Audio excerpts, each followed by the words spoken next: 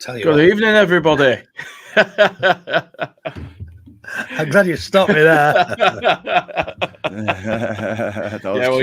You never know what you're going to actually say, Luke, so I thought I'd better step in. Evening, everyone. It's Berardi and Coke again with myself, Jay, the pod dodger, Karl, and the tattooed-headed man himself, Luke.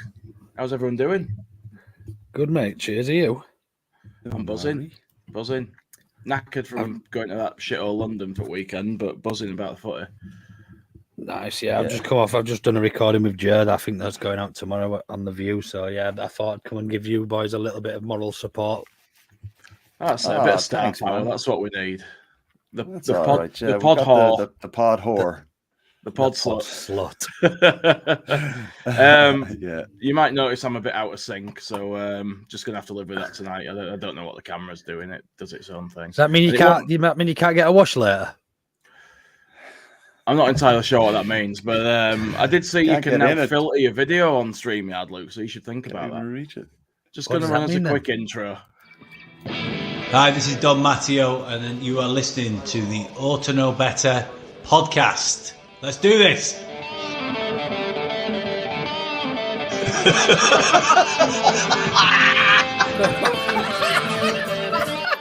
You look like fucking Brolin, you're a Leeds eating bastard. Look like some sort of fucking weird floating head. No. He's a utensil player a bit, innit? I mean, I feel a bit right, dickhead. Nothing spectacular, really. Well, it was spectacular this time. Spectacularly bad at the start. It was fucking awful, mate. Honestly, I was just saying, like, I've not been to a game where the atmosphere has been so dead for a long, long time. Were you there? Long time. From the home fans, or just from us? Really? Yeah, shit, absolutely. I don't suppose it helps conceding after fucking 3.5 minutes. 3.5 minutes, whatever it was, but they were a terrible goal. It just felt they weren't serving beer on the concourse. It just felt really dead. Like just nobody could be arsed. Every time a song got going, it was drowned out by their fucking drum, which never usually happens. And it was just crap. Like, honestly, until we got that first goal in, what was it, the 62nd minute or whatever it was? I don't remember singing any more than 5 or 10 songs. Really? You don't stop normally in a way, do you? No, I don't. I was trying to get stuff going, and it was just fucking. Honestly, it was so. It didn't seem like that on the TV for large chunks, man. To be fair, but didn't it? No, I thought that like we were definitely louder than them for larger periods of the game. Like, but it didn't. Maybe seem it just felt a little bit more secluded and flat because we were losing, and I don't know, but it definitely didn't feel. It felt. Maybe it was where I was stood. I was literally as close to the Norwich fans as you could get.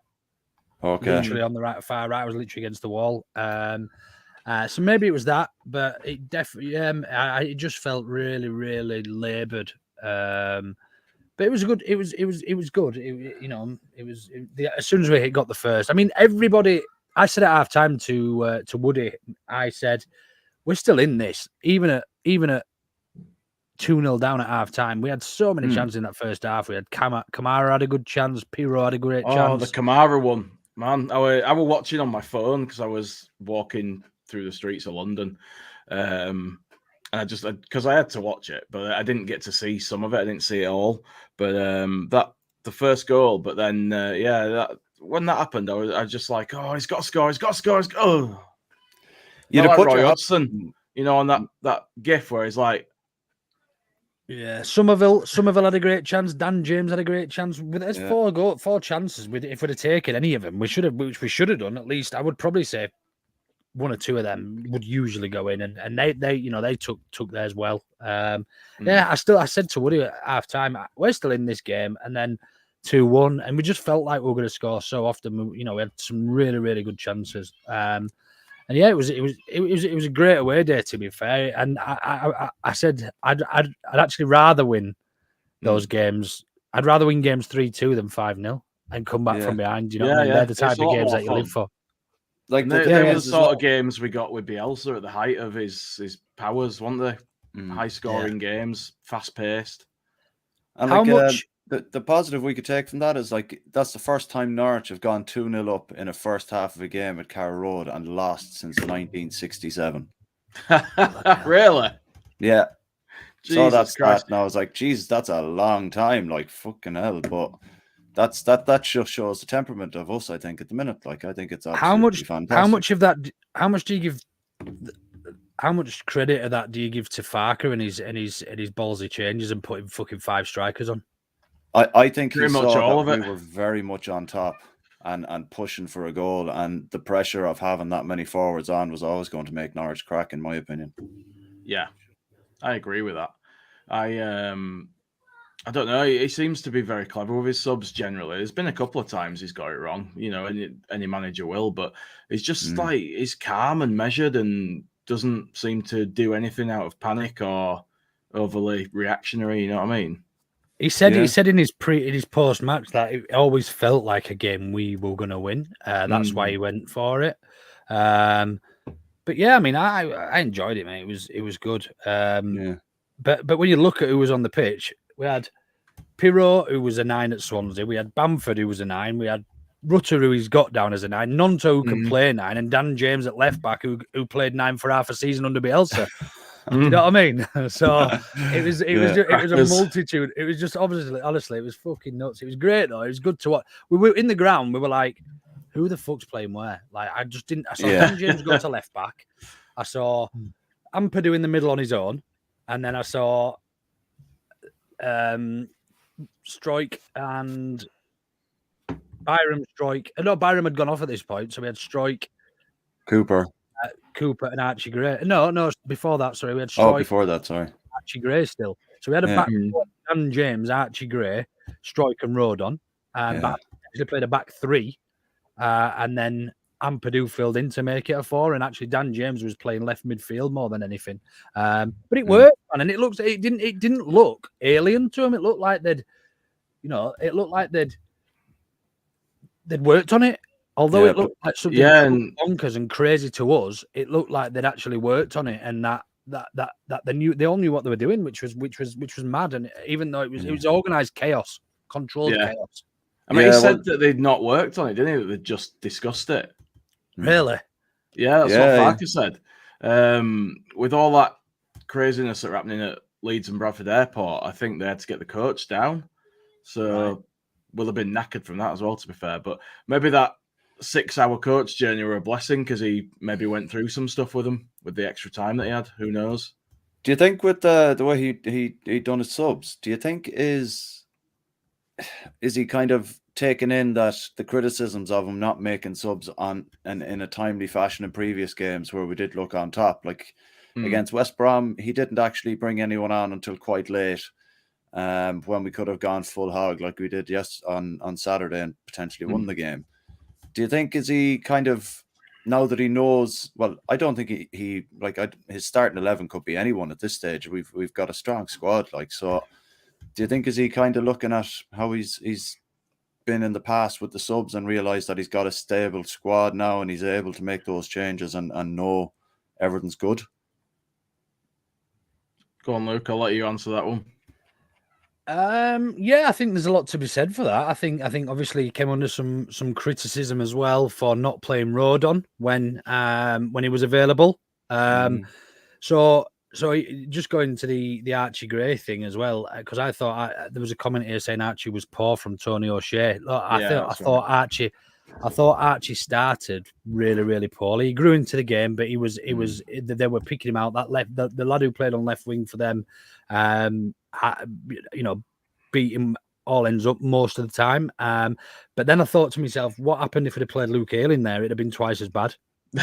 So there's a lot to be said for playing your best players. But in terms of the actual substitutions, I think there's some substance to that, Karl, because he's come under criticism probably twice now since he's been here. Farker once was not playing Rodon, and the second is his late substitutions and being too late, arguably. I think there is a bit of meat to that, and look, it worked. So while we're sat here now discussing, a great tactical mastermind from Farker, that could have gone really wrong, and we could have lost that game 5 or 6-0.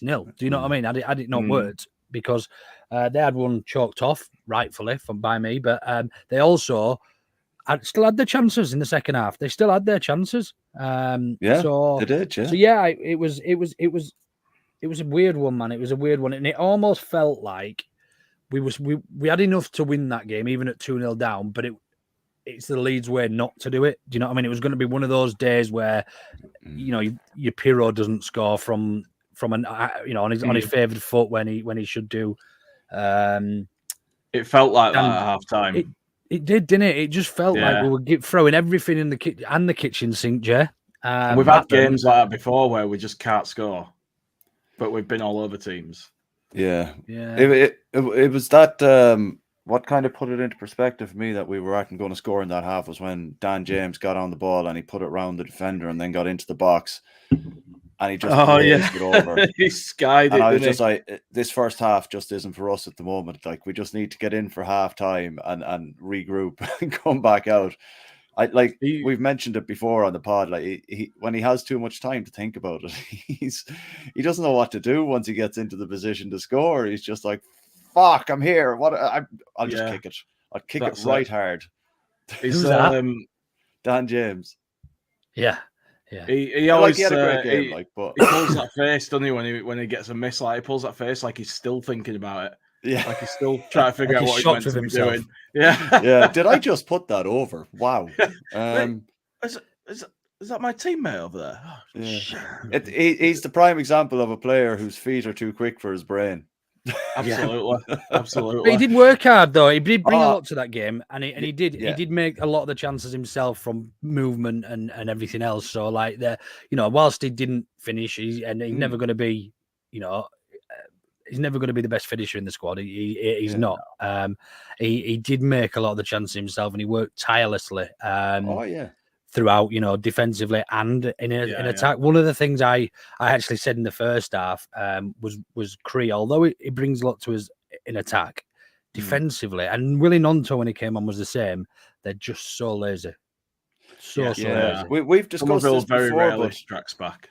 But at the same time, with the way we were playing in that style, like, maybe that's what they discussed on the bus, perhaps. When we do go into this scenario, you just sit there as our two quickest out balls, and then we can break with speed. Then, maybe I get what you're saying, Luke, and it's not the first time we've noticed Somerville doing it either. Like, to be fair, but you kind of have to wonder with the game plan of putting on that many forwards, you wouldn't bring two of your quickest ones back in the hope that what happened.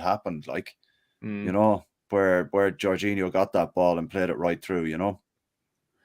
Mark Edison says, the only fault I have with Somerville is him being too greedy when other players are in good positions, but fair play to him for his brace. I think that's pretty accurate, to be fair. I think he is a selfish player, and top players are, aren't they? He's developing into a really special player for us this season. Yeah, I don't care if he's selfish if he scores. Yeah, you're right, but I think his finishing seems to be a lot more on point this year than it was last year. He got into those positions last year as well on a few occasions, but we just put it down to being pure greedy and young because he couldn't finish them off. But now he's actually kind of looking like the player that if he does take it on, you're not going to be pissed off if he kind of loses it, because at some point he's going to get those opportunities like he did for the 2 goals he got, So he can be a bit lazy as well. Don't get me wrong, but with how we played in that last 20 minutes of that game, sure, God knows what he was told to do, him and Nonto, Yeah, absolutely. Like we say, if they're the outlets, so they may be told not to track back because they're the players that are supposed to make something happen. We don't know, do we? We only go on what we see, but we don't always have a full story.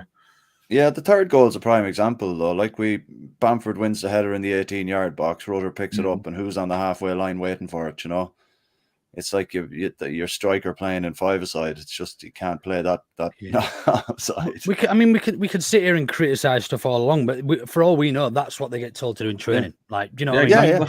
Yeah. Somerville might be told, conserve your energy and use it when we've got the ball, when in the transition and when we're in attack. You know, you don't need to fill back. We've got enough. We've got 4 defenders and 2 central defenders, midfielders that can move over and cover you. Do you know what I mean? We should have enough defensively. You conserve your energy, and when we get the ball at feet, that's when I want you to be explosive. And it might be you know. So we can I could sit here and call him lazy, but actually, if that's what he's been told to do, I think if he wasn't told to do that, I think if he wasn't following instructions and wasn't tracking back and everything, I think we'd probably see him get hooked and come under a bit more criticism from Farker maybe. So yeah, look, I mean, we don't know as much as the next man. I mean, unless you're within the coaching staff at Leeds, then you know we'll probably never know. But I tell you, they're so good to watch. We're in the transition of Leeds at the minute with the players we've got. You know, with Rutter, Cree, Dan James. Even when he does it, when he works properly, when he gets to the byline and that, and you know, he led to their error for the first goal. Then you got options in Jaden Anthony and Willie Nunto coming off the bench. It's so good to watch. We've got such a wealth of attacking talent now. Yeah, we have. Even with all those that bailed, like we've not missed a single one of them. The other thing is as well the strength and depth we have now. Like I know you're saying off the bench, but like there was players that weren't even in the squad that could be perhaps used as well, you know.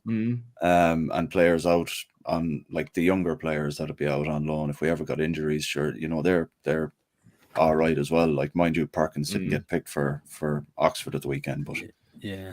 Well, we've got. I mean, you've even got to. You've only got to look at the players who didn't feature. We brought Gruev in, who they obviously rated. He didn't feature. We got Jamie Shackleton, who's had a couple of very good games for us this season. And just the like got you say, JB somewhere. No, he's on loan, isn't he? Oh, has he gone out? Did he go on loan? I thought he so. stayed. I can't remember.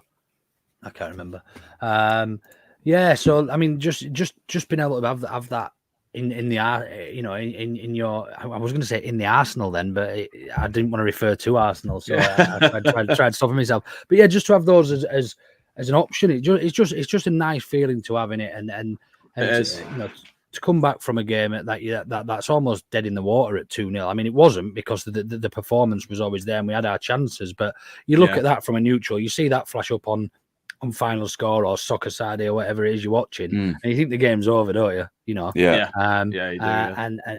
and it just didn't tell a true story of how well we played. To be fair, we were so good. It was honestly, I really enjoyed that.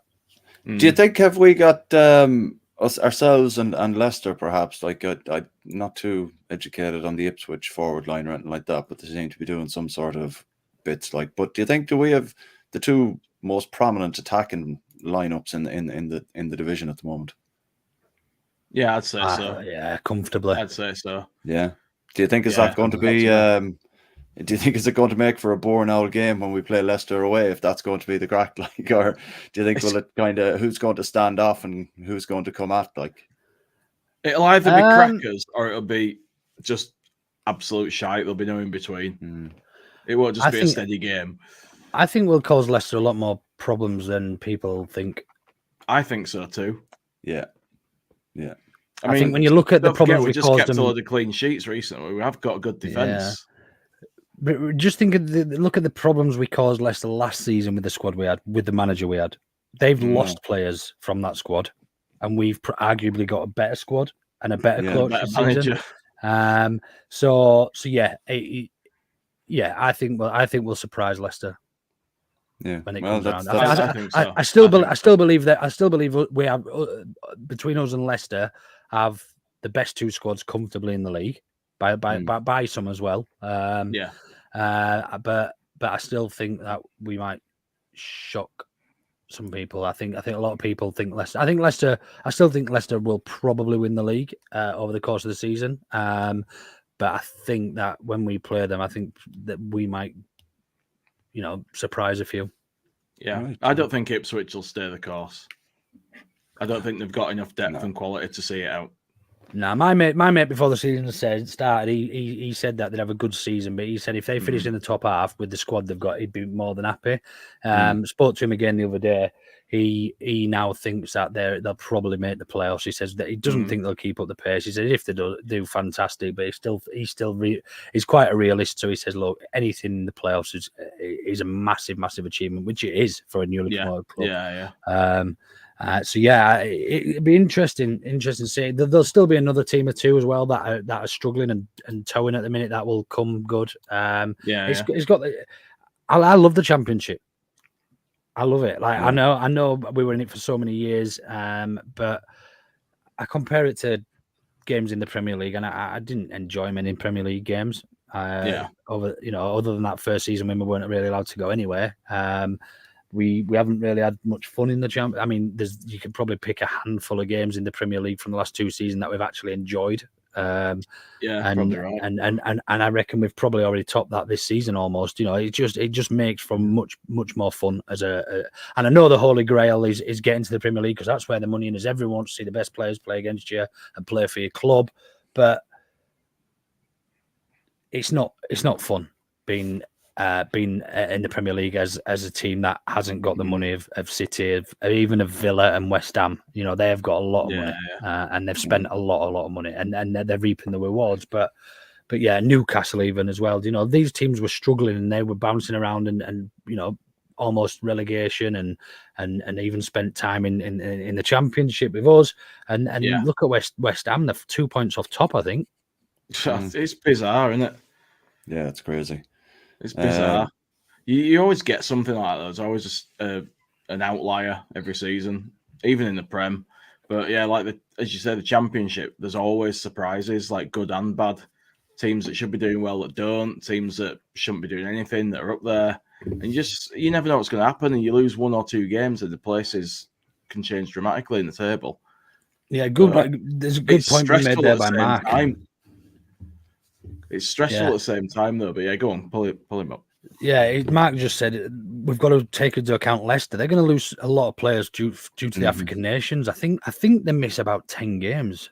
Yeah, how many from players? The African nations. I think they've got a few. They've got Ndidi. They've still got Daka, haven't they? Patterson, Daka. They've got Iheanacho. Anybody else?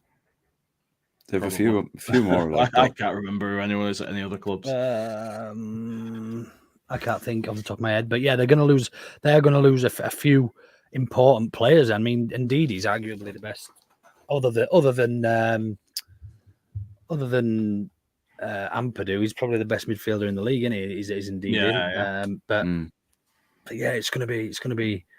That, yeah, Johnny, just to go back to what you said there, sorry, unless you're a sports watch club, you can't compete. And look, do we want to be an also run in the Premier League, or I understand that it's almost like you don't want to be a Championship club, you don't want to be in the Championship because it's the Championship, it's the second division, or the old second division, or the old first division, or however you want to look at it, depending on when you start watching football. But I enjoy going to watch Leeds now. I do. I really enjoy it. Do you know what I mean? There was a point when we were in the Prem where it wasn't enjoyable.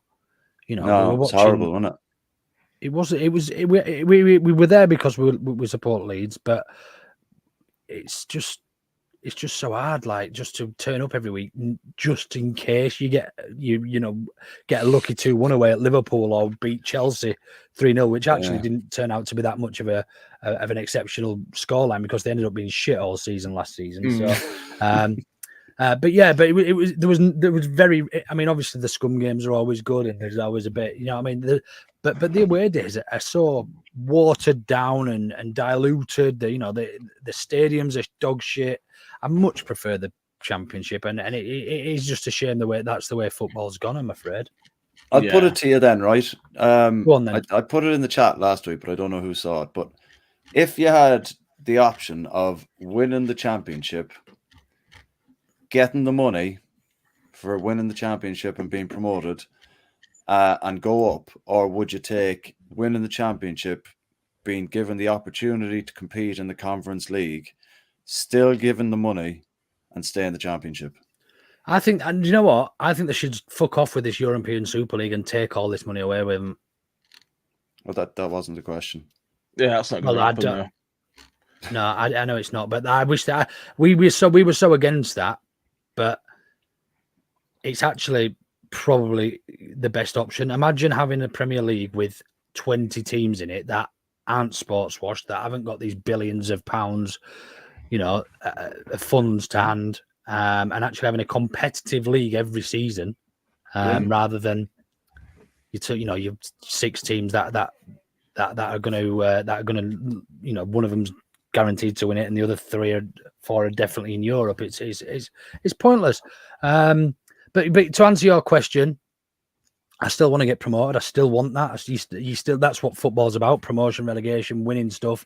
But I do prefer the Championship. I prefer going to watch games in the Championship. So that's selfish, I suppose. It's selfish for me to want to watch Leeds be one of the dominant forces, but I don't think it's. I also want to see my club play at the highest level. Yeah, I don't know. Yeah, when you said about it's fun to go to the games again and stuff, like you got me thinking about what it must be like when you support a club that just doesn't ever do anything.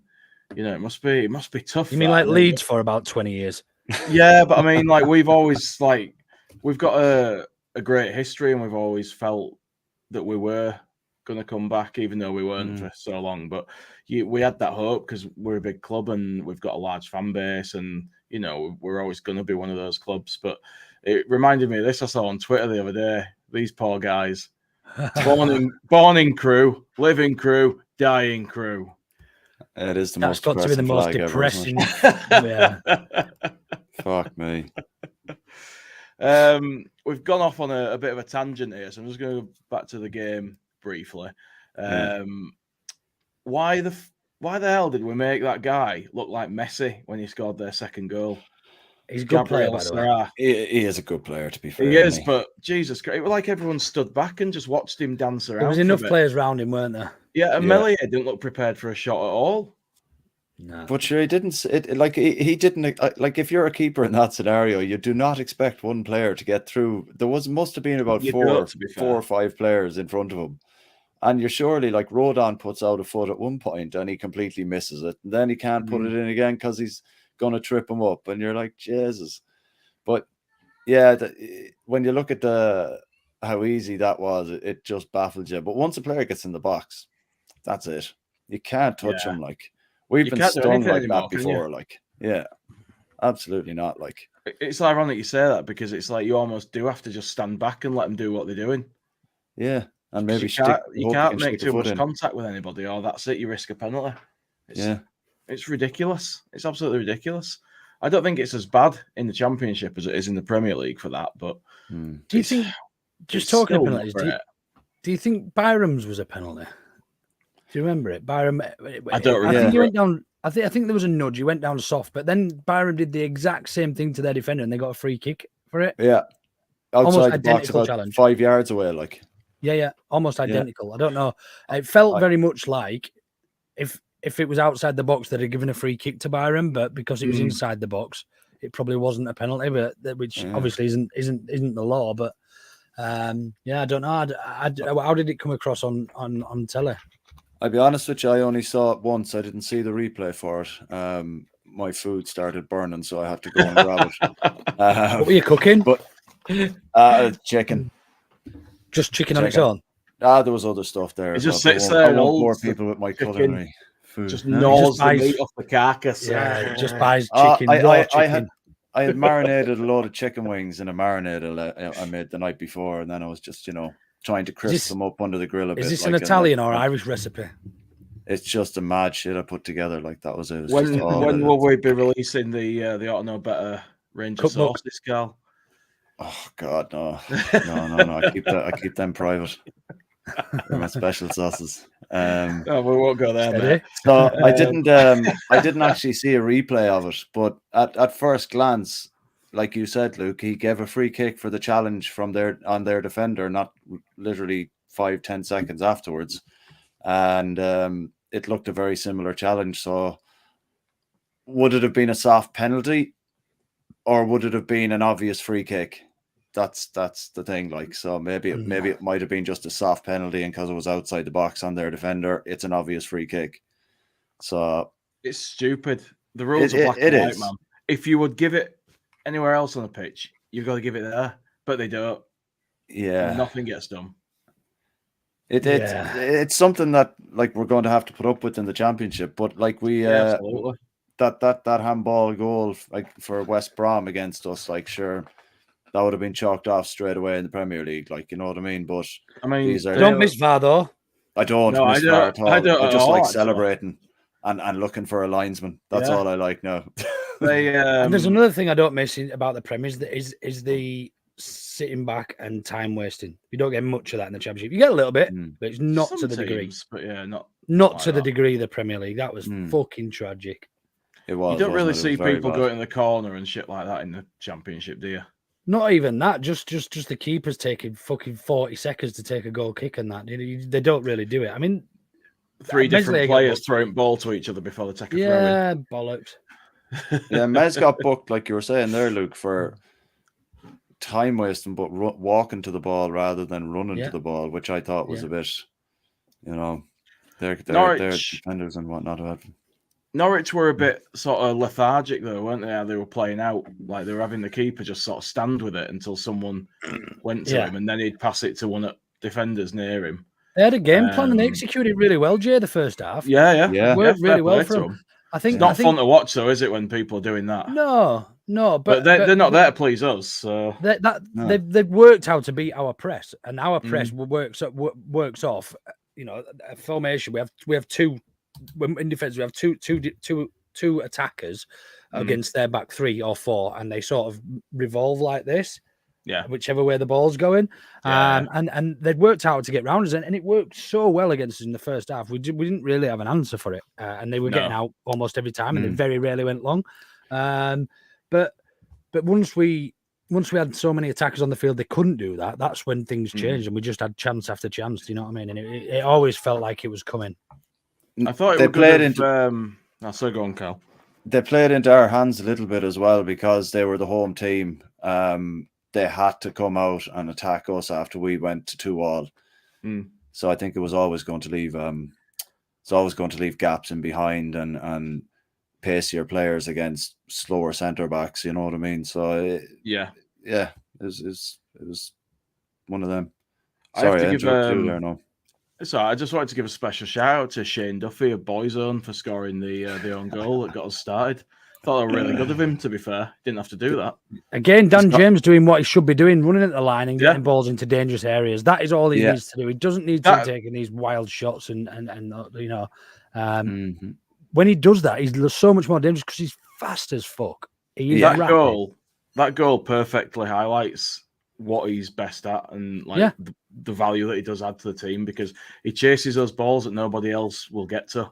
And he just does something like that. And do you know what? If you're there, fuck it, boot it towards goal. Better than fuck all, isn't it? And then look what happened. And you never know what can happen. You just got to get it in there. The way I look at it, give up. Yeah, the way I look at it, I played as a winger when I was playing Sunday League back home, right?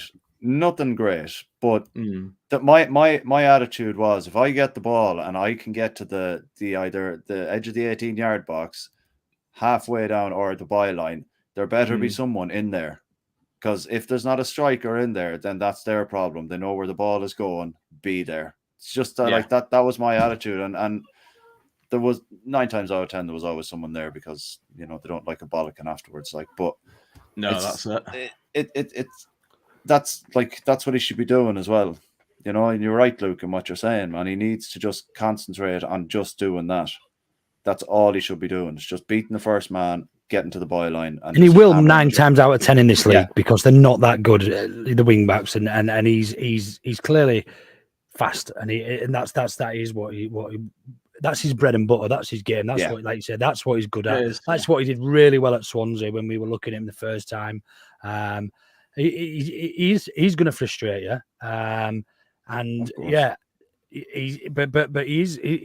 I remember somebody would quote tweeted something I said at the start of the season saying Dan James will be important to us this year. In fact, I said it was Dan James and Pascal Struijk will be really important to us this season. We'll have really good seasons. And he quote tweeted saying something stupid. I think I bookmarked it, something like, I can't believe this guy, what he's on about, blah, blah, blah. Anyway, I found it the other day and I just replied to him and said, parody with a question mark. I'll tell you what, Luke, we with those tweets and your Jude Bellingham one, you're like a football fortune cookie, aren't you? Oh, football fortune cookie. That's brilliant. Just snap me and open me up and all this football knowledge comes out. That's it. Just this piece of paper that says something random about some player. Jack Grealish. Do you think really good. Do you think Strike's handled being captain the last 2 games quite well? I do. Yeah, there's some comments about that actually. Just people saying he's growing into it and stuff. I'll see if I can bloody find them. There's one from R Stripper. Says Pascal has been mahusive. There's one that said that he's growing into Ass Ripper. Yeah. Ass Ripper. One growing into saying he was growing into being captain, but I've lost the comment. I don't know where the hell it's gone. Yeah, never mind. Ass Ripper. I saw it anyway. Ass Ripper. Yeah, he's a regular now. Loves it here. Yeah, but you know what the name is, don't you? Not a clue. Just thought it were a funny name. Ass Ripper. Yeah. I got that, Luke. Oh, sorry, I didn't think you got it. I thought you meant it were like a reference to something specific. I didn't think you got it. I didn't think you got it. That's why I found it funny because you read it out, and I thought it was like. Do you remember all the old phone-ins when they used to ring up? And like it said, what was the Toby Larone and all that? Yeah. Man. Yeah, I'm not that fucking daft, mate. But cheers.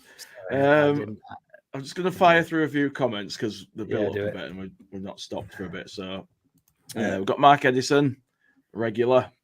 The 3 Musketeers are back. How are you, lads? We're all right, mate. Thanks for the warm welcome, as always. Paul Brennan, he's a good lad. He's always here. Gentlemen, you're all looking well and buzzing. How was it down at Norwich, Luke? I bet you were going mental at the end. It usually is, to be fair, Paul. Yeah, and usually I'm all game. Actually, though, I was quite subdued this week. It just, as I said before, it felt flat. Tell you one thing though, at the end was fucking class. The drummer, right close to us at the end of the game. Jesus Christ, did he get some shit after that 3rd goal? Honestly, Jesus, because he walked in with his drum under his arm, going like that to all the Leeds fans, and we were like, "Oh yeah, what the fucking hell is that? What the fuck is that?" And they went 2-0 up, and the drum was loud. And their fans, I'll give them their due. When they were winning, they were singing. They weren't overly loud as far as comparisons, but they were singing and they were enjoying themselves with the drum. And I fucking hate drums, but yeah, they were enjoying it. And but at the end, man, you didn't hear him. He almost had a rod for his own back. That lad. I think he probably just broke his drum up or something by the sounds of it. Somebody probably smashed it over his head. Yeah, the other good thing as well towards the end was Forshaw when they had all them players up, including the goalie, comes out to him. Adam Forshaw of all people on his left foot, so not even his favourite foot. Yeah, just decides to have a volley at goal. It just dribbles wide to the chance of your Leeds, and you know you are. Class. Did he show any emotion to Leeds fans? Did he clap them or? I didn't notice. I was too busy going wild, and I didn't notice. One thing that Farker didn't. It was out of respect. Didn't come over to the fans and do the oi oi oi. Mez did though. Yeah, well, that's okay because he's no affiliation with Norwich. It's fine. Yeah, to be fair, we didn't mind it. We clapped him for it and that. But he spent a lot of time there. A lot of their fans stayed behind as well and gave him a clap. To be fair, give Norwich fans their due. They're not a bad bunch of fans. You don't really find many knobhead Norwich fans. I don't think I've met many, if any. There was obviously the usual contingent near the away fans giving it all that and that. But yeah, it was a well-tempered game, I suppose, between fans. There was a lot of to and fro in, but it was probably the worst atmosphere I've been to up until about 60 minutes. That's mad. No alcohol on the concourse would have helped though. Only 1,800 fans as well. It just drains. You get there, and you're just like, oh. Especially when we'd had a few beers before as well. You're getting in the mood. We'd had a few beers in the pub before, and you get to the game. and then you can't get a beer. I was drinking water in the ground. Like, you know what I mean? It's ridiculous in this day and age. What do they think Water we're and a going to Twix, I think I had. We got a comment from Liam B, another pod regular. He says, "Hi Luke, you had a great Saturday. You were not feeling too good in the first half. What's all that about then?" As Liam B spilling the beans, was Liam B chatting to No, Luke I was all right, I think. I don't know. I don't remember meeting Liam, but yeah. That's probably says it all, doesn't it? Yeah, he's writing a message like that, and you're like, don't remember meeting him, but yeah, okay, I was fine. Jesus Christ. Mark again, he says, Jay's easy top beard. Rock on, buddy. Have some of that. Tony O'Shea The cock says, stripe. The cock stripe. Hey, whatever you want to call it, mate. Defense not good enough, fullbacks were poor. What do you think of that? I thought Archie did all right, but I also noticed in one of the when I'm rewatching the highlights earlier, one of their players, the winger, he pulls him down, drags him down. So he hits the deck. The ref said nothing, neither did the liner.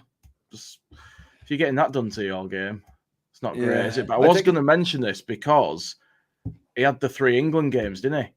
Yeah, do we think that left him a bit out of it? Yeah, I've just discussed this with Jay actually. It's been recorded, so it'll go out tomorrow. But we felt universally that probably he's playing too much football for a young kid. But when it's you consider isn't it? When you consider, England shouldn't have played him, but club becomes first, especially at youth level. I mean, they should have been a little bit more cautious with the amount of time he played. But having said that, did Farken he's playing for 98 minutes? Do you know what I mean? Over 100 minutes, including the added on minutes in the first half. So, but look, who are we to judge? We got the result, and it might have got. Yeah. I said before, if you take Archie Gray out, you've got to then put Jamie Shackleton or Luke Ayling in, and I fear that it could have been a lot worse. Their wingers were good. Those 2 wingers they had. I'd prefer Shack over Ayling. Yeah, I would. Yeah, I would. Because just with the pace that Shaq has, he can't actually get up and down the wing. Whereas we've noticed poor old Ayling now, he's getting up top, and it's a bit of a laboured kind of thing getting back now, you know. So I would have had more confidence in Shackleton there against that. Shackleton sticks to his man as well, doesn't he? He's like a little leech, like a little stick a slug on him. Limpet. Yeah, he's one of them players that are just horrible to play against because he doesn't leave you alone. So maybe that might be an option for Wednesday night, considering what you've just said about poor old Archie Gray getting the absolute legs run off him.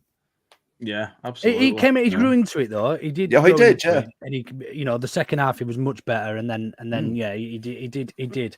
But yeah, their 2 wingers were good footballers, and they were quick, and what they tended to do a lot. I don't know if you noticed was come for the ball, and Archie would sort of stand off him ever so slightly. They'd play a ball back to the left back or the right back, and then it'd be a ball over the top. And they're both pacey as fuck. And Byram and Archie aren't the quickest. They'll run, but they're not the quickest. And that's how they were getting beaten quite often. So didn't one of the goals come from was it their left winger when he pulled Dan James down and made his way into the box, but he beat Archie quite easily. And played it back to that chap that got their second, and I know what you mean. He did very much grow into it in the second half again, because he didn't let it happen, and he was very much focused on where the man was as well, and wasn't getting caught out. So they did try and eliminate that ball over the top in the second half, Norwich, because they weren't getting any joy out of it after Archie got into the game a bit. Yeah, agreed. Yeah, absolutely. Yeah. I'll just whip through a few more of these. Coleslaw on Toast says, still feel we aren't clinical enough in front of goal. Allison says, if we stay 2 points per game average from now to the end of the season, we'll get 90 points. Sheffield went up with 91 last season. Liam says, the second half was a different performance. The defence was more together. Farker wanted us to attack and play on the front foot. James, when he plays without thinking, he is a better player. Can't argue with that. That's what we're saying about his feet being too fast for him. Yeah, when he's got too much time, like when he broke through and he had too much time to shoot, he hasn't got that. What's it called? Composure. To goal. Yeah. Yeah, he's not a natural finisher, is he? He'll score every now and then from those, but he's not composed enough to actually take those chances. If he was, he wouldn't be playing for us. Let's be honest, in the Championship, because he can do everything else pretty well. But he is frustrating, and he works so hard. The thing is, as well, we only discussed that before the last home game, and then he ended up getting a goal, but it was something that he had to snap at rather than think about. And it was like he finished it very, very well. Like, That's it. but that goes back to his feet being too quick for his brain, but not in those kind of scenarios because he only has to do one thing. Just hit the target. Good shout from Russie. He says, I know it's supposed to be about Norwich v Leeds. Hey, is it? I mean, we've gone all over the place here. But can we just say congratulations to our women's side for 7-1 win over Chester FC yesterday in Women's FA Cup through to the first round. So well done to Leeds ladies. That's a great done to achievement. Berardi as well, friend of the pod, Berardi Hannon. Well done. Fair play. Absolutely. Paul Brennan says that third goal by Somerville was sublime. What a beauty from build up to scoring goal of the month for me. That's easily got to be goal of the month, hasn't it? Yeah, it was absolutely phenomenal, that finish. Yeah. I like it. That's two. That'll be two goal of the months in a row if that comes in. Like for Somerville. No, for Leeds. Leeds. I thought it was Leeds, but not. It was Pirro, the other one, wasn't it? Yeah. I was just thinking about that when we said about Dan James not being a natural finisher. I think about it. I thought complete different to Pirro. Takes it on one foot, shoots with the other, just bang bang. But yeah, that's why one's a striker and one's a winger, I guess. I've got a comment from Mark here, which ties into a video that I'm going to play actually that I've not shown you guys yet. And he says, Bournemouth looks shit again. Love karma. So I saw this thing earlier. I know we're digressing, but that's what we do here. Play that funky music then, white boy. I'm going to when I find the bloody thing. So this guy, this is going to haunt this guy. Leeds are falling apart again. Yes, that's right. Bournemouth have signed Max Aarons from Norwich for £7 million.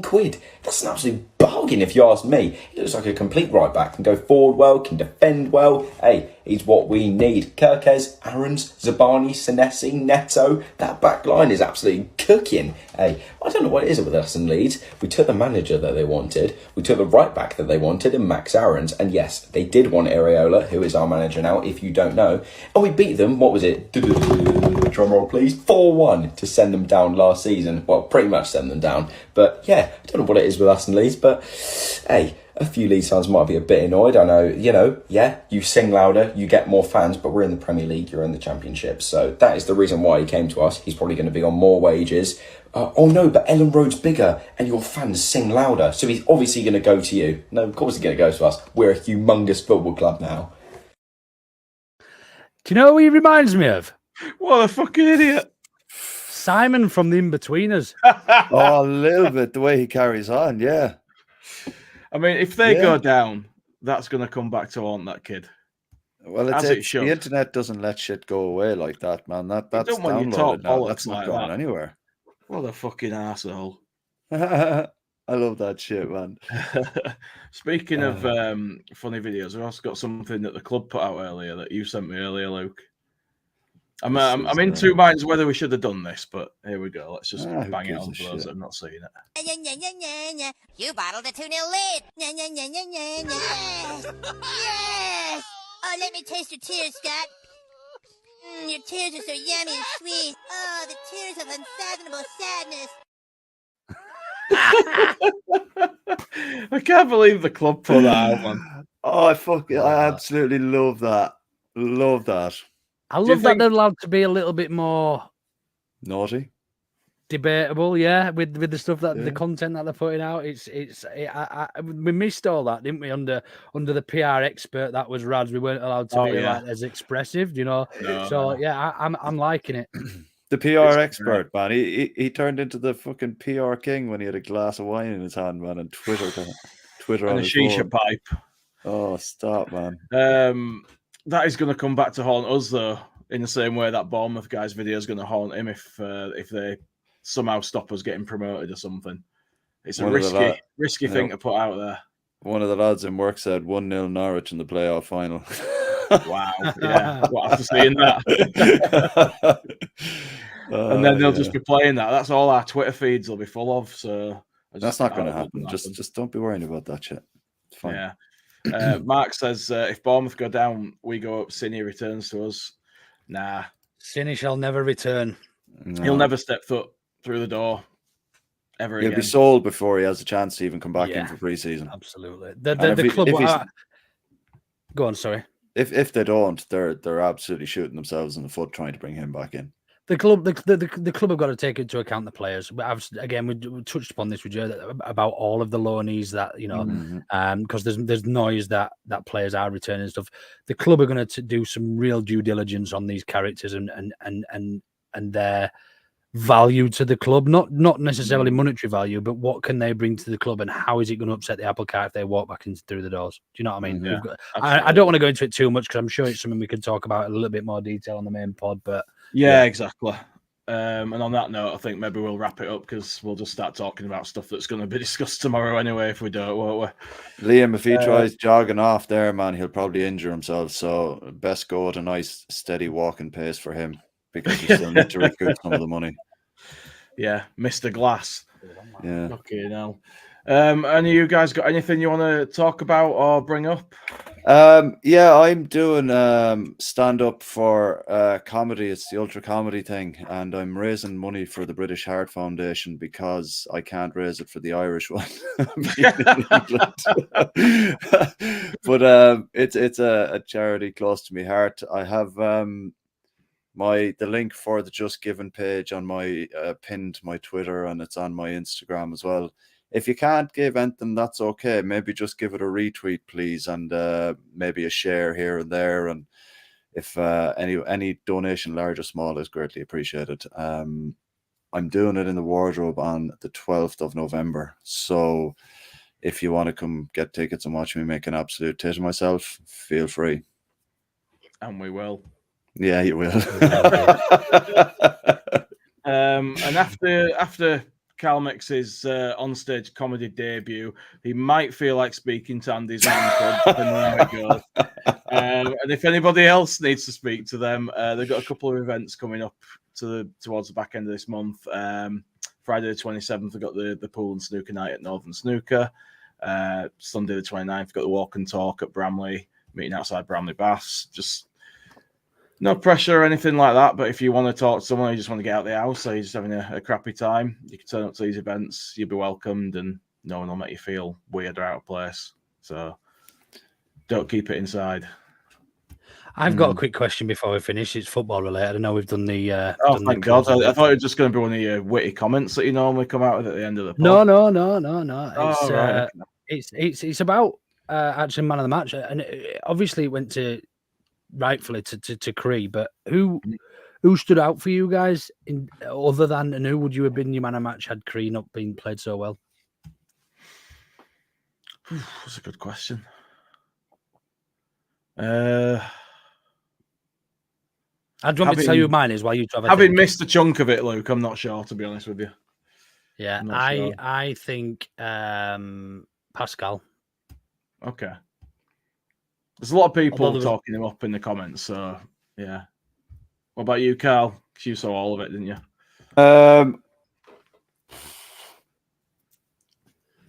Yeah, I'd probably go either if Cree wasn't good, the one that got it. I'd probably go either Pascal or Jorginho. Would you give it to Jorginho? Oh, then you said Pascal, didn't you? My memory's going, mate. I'm losing my marbles here. Yeah, it's probably best that we end this then before that's put on live TV, on live internet. Like, it's no best one we wants to end it see before I say something even worse. All right, well, cheers everyone for joining us. We're back tomorrow, I believe, for the main pod. Not a clue which of us are on it because I don't read the rotor often enough. No, you don't. Give us a like and a subscribe, and we'll see you next time. Thanks, folks.